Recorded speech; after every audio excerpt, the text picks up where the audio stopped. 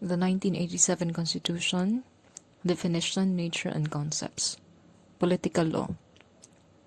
Political law is a branch of public law which deals with the organization and operations of the governmental organs of the state and defines the relations of the state with the inhabitants of its territory, from the case of People versus Perfecto 1922. Constitutional law is the branch of jurisprudence which treats of constitutions, their nature, formation and amendment, operation and interpretation. From De Leon, Philippine Constitutional Law, 2017. It is the law embodied in the Constitution and the legal principles growing out of the interpretation and application of its provisions by the courts in specific cases. It is the study of the maintenance of the proper balance between the authority as represented by the three inherent powers of the state and liberty as guaranteed by the Bill of Rights. Constitution is the document which serves as the fundamental law of the state, that written instrument enacted by the direct action of the people by which the fundamental powers of the government are established, limited, and defined, and by which those powers are distributed among the several departments for their safe and useful exercise for the benefit of the body politic. A law of the government safeguarding individual rights and set down in writing.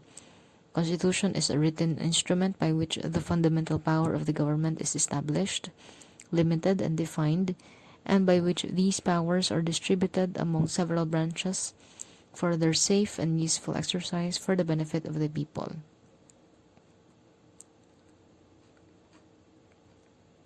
Supremacy of the Constitution and the rules of court. Supremacy of the Constitution and the role of courts. The Constitution is the fundamental law of the land to which every statute must conform. Laws, statutes, or treaties may be nullified if in conflict with the Constitution. Branches of the government must discharge their functions within the limits of authority conferred by the Constitution. Courts have the duty to ensure this is so. What are the parts of a Constitution? 1. Constitution of government. 2. Constitution of sovereignty. And 3. Constitution of liberty. Constitution of government establishes the structure of government, its branches, and their operations. Constitution of sovereignty provides how the Constitution may be changed, and Constitution of liberty states the fundamental rights of the people. Article 3. From the case of Lambino versus Comelec, 2006. Amendments and revisions. What are the differences between amendments and revisions? Under Article 18, amendments, an addition or change within the lines of the original Constitution, as will effect an improvement or better carry out the purpose for which it was framed. A change that adds, reduces, or deletes without altering the basic principles involved affects only the specific provisions being amended. Revision, a change that alters a basic principle in the Constitution, like altering the principle of separation of powers or the system of checks and balances, alters the substantial entity of the Constitution, as when the change affects substantial provisions of the Constitution. Revision generally affects several provisions of the Constitution, while amendment generally affects only the specific provision being amended. This distinction is significant because the 1987 Constitution allows people's initiative only for the purpose of amending and not revising the Constitution. What are the legal tests? Lambino versus Comelec considered the two-part test, the quantitative and the qualitative test. Quantitative test. The court examines only the number of provisions affected and does not consider the degree of the change. Qualitative test. The court inquires into the qualitative effects of the proposed change in the Constitution. The main issue is whether the change will accomplish such far-reaching changes in the nature of our basic governmental plan as to amount to a derision. The changes include those 2. The fundamental framework or the fundamental powers of each branches and those that jeopardize the traditional form of government and the system of check and balances. Whether there is an alteration in the structure of the government is a proper subject of inquiry. What is the process?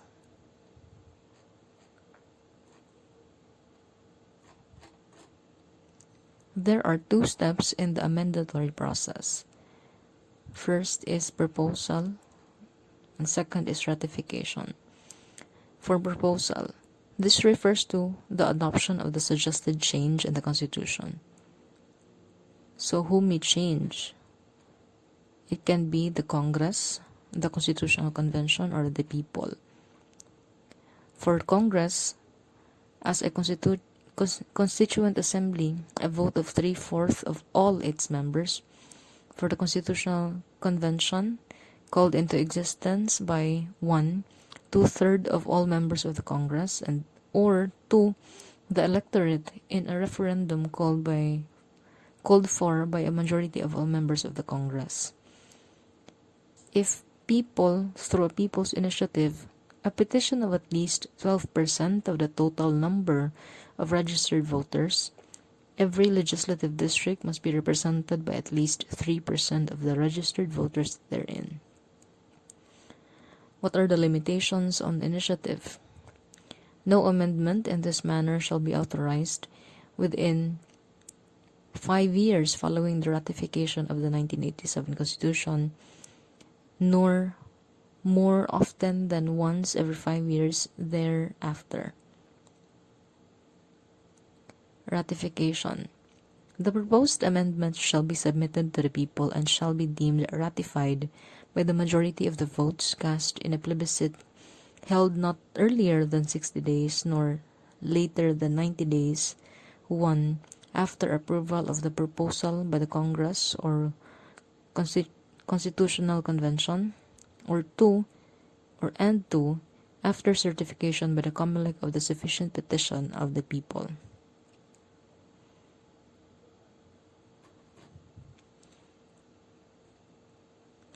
Note that the process of revision is the same in all respects except that it cannot be proposed via people's initiative. So, ang amendment can be proposed by the Congress, the Constitutional Convention, and the people, but for revision, it can be proposed only by the Congress as a Constituent Assembly and a Constitutional Convention, and not by the people through the people's initiative. Judicial review of amendments. The validity of the process of amendment is not a political question because the court must review it if constitutional processes were followed. 2 stages of amendatory or revision process. So by amendment, how is it proposed? It can be proposed by the Congress as a Constituent Assembly, by a Constitutional Convention, or 3, by the People's Initiative. If Congress as a Constituent Assembly, it is by a vote of 3/4 of all its members. If through a Constitutional Convention, per internal rules limited by the doctrine of proper submission, and when through People's Initiative upon Comelec certification of the sufficiency of the petition, it is ratified via a plebiscite held not earlier than 60 days nor later than 90 days after submission of the amendments. As for revision, it can be by 1. A Constituent Assembly, or 2. Constitutional Convention. If through Congress as a Constituent Assembly, it is by a vote of 3/4 of all its members. If through a Constitutional Convention, as per internal rules limited by the doctrine of proper submission, and it shall be ratified by a plebiscite not earlier than 60 days nor later than 90 days.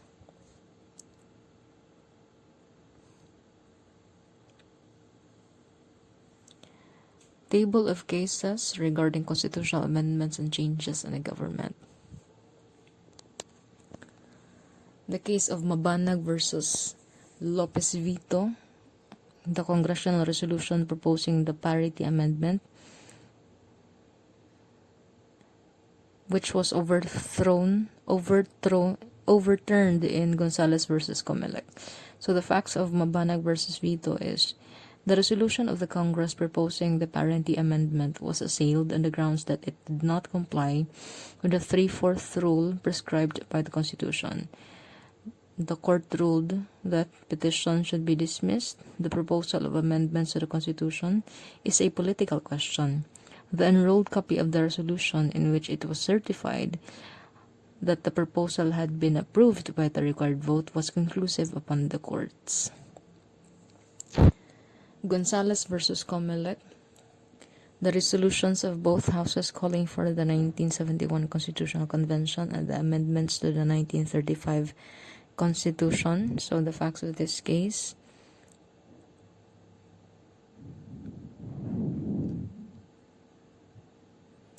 RBH number 1 called for the increase of the membership of the House of Representatives.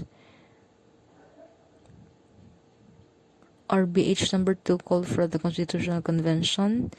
RBH number 3 called for the amendment of Section 16, Article 6 to allow the members of the Congress to delegate to the CONCON to be delegates to the CONCON without losing their seats. Petitioners sought to restrain respondents from enforcing the law passed by Congress, submitting RBH numbers 1 and 2 for ratification during the general elections of 1967. Petition was denied. The proposal of amendments is not a political question and it is subject to judicial review.